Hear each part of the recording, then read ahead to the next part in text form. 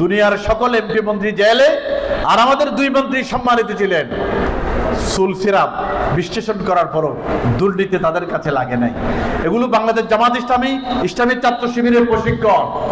তুমি যদি ভালো মেয়ে হও, মা বাবা যদি চাকরিজীবী হয়, 15 তারিখ যদি ব্যাগভর্তি বাড়িতে বাজার আনে, মা বলবে আমার স্বামী তো অনেক কিছু নিয়ে আসছে।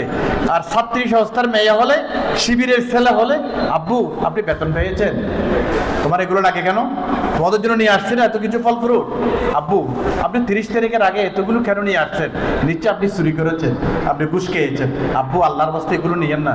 আপনি কোথায় রাখবেন জানেন? আমরা খাবো না, আমরা পান্তা ভাত খাবো, আমরা সবজি খাবো।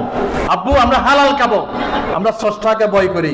ছাত্র শিবির যদি পেটে ধরে, ছাত্রী সংস্থার মেয়ে যদি আপনার গর্বে ধরে, আপনার সেই সন্তান সন্ততি ঘুষ খাওয়া বাপকে পর্যন্ত ঘুষ থেকে নিবৃত্ত করবে।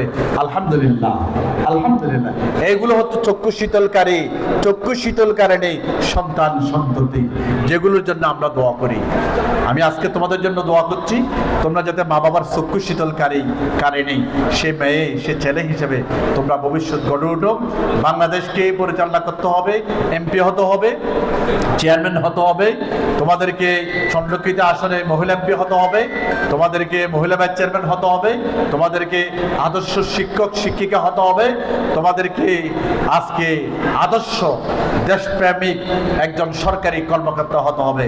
দেশের বৃহত্তর মানুষকে সার্ভিস দিতে হবে, দরদ দিয়ে, ভালোবাসা দিয়ে, পেট্রিয়টিজম দিয়ে।